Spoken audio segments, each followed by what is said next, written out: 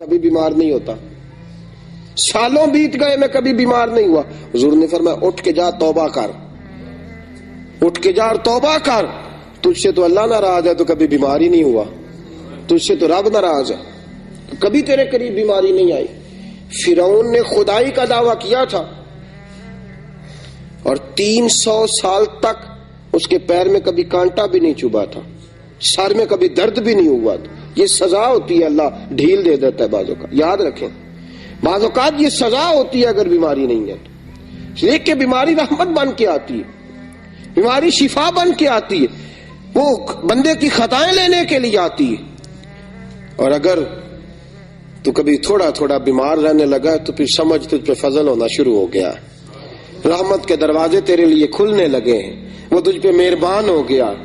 اللہ کے بندے اکثر علیل رہتے ہیں، اکثر ان کی طبیعتوں میں کمزوریاں رہتی ہیں، اکثر بیمار رہتے ہیں، اور بزرگوں کے حالات پڑھیں تو پتہ چلتا ہے کہ کہیں کچھ نہ کچھ معاملات زندگی کے ساتھ رہے۔ ساتھیوں یاد رکھیے گا یہ تو علامت ولایت ہے، یہ تو اللہ کا بندہ ہونے کی علامت ہے۔ بیماری کا آنا، کمزوری کا آنا، کہیں تکلیف کا آنا گھر میں، یہ کوئی ایسی بات تو نہیں۔ اور پھر بیمار کو پرہیز بھی کرنی چاہیے، بیمار کو سبحان اللہ۔ اب ہمارا مزاج ہے نا، اے لنگر دا حلوہ ہے جنہ مرضی کھاؤ، یہ کدھر سے نکالا جی آپ نے؟ یہ کیا بات ہوئی جی؟ یہ تسی جی کرو اللہ رسول دا نام لے کے، کیسی بات ہے جی بھائی؟ یہ کس نے آپ کو کہاں سے نکلی ہے یہ چیز؟ الحمدللہ میں لنگر کا قائل ہوں، لنگر پکتا ہے، کھلاتے بھی ہیں کھاتے بھی ہیں، لیکن ایک بات یاد رکھیں، حضرت علی المرتضیٰ کی طبیعت علیل تھی، ایک جگہ پہ حضور کے ساتھ مہمان ہوئے، وہاں کھجوروں کی بنی ہوئی کچھ چیز پکی، حضرت علی نے کھانا چاہی، حضور نے منع فرما دیا، میں تیرے لیے بہتر نہیں، تیرے لیے بہتر ہے جس اللہ رسول کا نام لے کے ہم کھائے جا رہے ہیں اور وہ چیز ہمارے لیے مضر صحت ہے، وہی تو رسول پاک اپنے سامنے بٹھا کے منع فرما رہے، تو میں تیرے لیے ٹھیک نہیں۔ اور پھر ان کے گھر میں سرکہ بن کے آیا، حضور نے فرمایا علی اس میں سے کھاؤ، یہ تمہارے لیے بہتر ہے، اس لیے کہ حضور سب سے بڑے طبیب ہیں کائنات کے، رسول پاک کائنات کے سب سے بڑے۔ اور ڈاکٹر تو نسخے بدلتے رہتے ہیں نا، ڈاکٹر صاحب کے پاس دوائی لینے جاؤ، اگلے دن جاؤ جی ٹھیک، میں نے دوائی بدل دی، اب آپ ٹھیک ہو جائیں۔ بخاری شریف کی حدیث ہے، میرے حبیب پاک کے پاس ایک شخص، یا رسول اللہ میرے بھائی کو دست آ رہے ہیں، حضور نے فرمایا جا کے شہد پلا۔ آیا کہا یا رسول اللہ کو زیادہ ہو گئے ہیں، حضور نے فرمایا جا شہد پلا جا کے۔ پھر آیا کہا حضور بڑھ گئے ہیں، فرمایا تیرے بھائی کا پیٹ جھوٹ بولتا ہے، اللہ کا نبی سچ کہتا ہے، تیرے بھائی کا پیٹ جھوٹ بولتا، اللہ کا نبی سچ، جا کے شہد پلا۔ وہ کہتے ہیں گیا جا کے شہد پلایا، اللہ نے شفا عطا فرما دی۔ حضور علیہ الصلوۃ والسلام طبیب اعظم رسول کریم صلی اللہ تعالی علیہ وسلم نے منع فرمایا یہ تیرے لیے بہتر نہیں ہے، اسے استعمال نہ کر۔ تو یہاں اس بات کو ذہن کے اندر رکھیں کہ جو چیزیں اللہ تبارک و تعالیٰ کی پیدا کردہ چیزیں ہیں، تو جس طرح بہت ساری چیزوں کو اللہ نے مسلمانوں کے لیے ویسے ہی حرام قرار دے دیا ہے، اگر آپ کی طبیعت ٹھیک نہیں ہے اور کچھ چیزیں آپ کے لیے مضر صحت ہیں تو دین اس کی گنجائش دیتا ہے آپ کو، اس پر پورے دلائل رکھتے ہیں ہم کہ ان چیزوں کو نہیں استعمال کرنا چاہیے، رب رسول نے منع فرمایا، تو ہم اگر بے دھڑک ہو کے خود اپنا نقصان کریں گے تو یہ بھی تو ایک بات بری ہے نا۔ وہ ایک روایت میں آتا ہے کہ 10 آدمی، فتوح شام نے لکھا ہے کہ جب حضرت سعد بن ابی وقاص رضی اللہ تعالیٰ عنہ کی سرپرستی میں یرموک کا جو ہے وہ معرکہ فتح ہوا ہے، تو وہاں 10 آدمی تھے جو پیاس سے تڑپ رہے تھے، ایک کے پاس پانی لے کے گئے تو اس نے کہا نہیں دوسرے کو پلاؤ، دوسرا، تیسرا، چوتھا، پانچواں، اب 9 آدمی وصال کر گئے، 10ویں کے پاس پانی گیا تو اس نے پی لیا۔ بعد میں کچھ لوگوں نے سوال کیا کہ جناب آپ نے کیوں احسار نہیں کیا؟ تو انہوں نے کہا کہ چونکہ میرے پہلے 9 ساتھی شہید ہو چکے تھے، اب میرے پاس بندہ کوئی نہیں بچا تھا احسار کرنے کے لیے، اب اگر میں پانی نہ پیتا تو خودکشی ہوتی، اب خودکشی ہوتی، اب اگر میں نہ پیتا اور اللہ کی بارگاہ سے سزا دیا جاتا۔ اس لیے دینی معاملات جو ہیں ان کی جو حدود ہے ان کو وہاں تک رکھا جائے گا.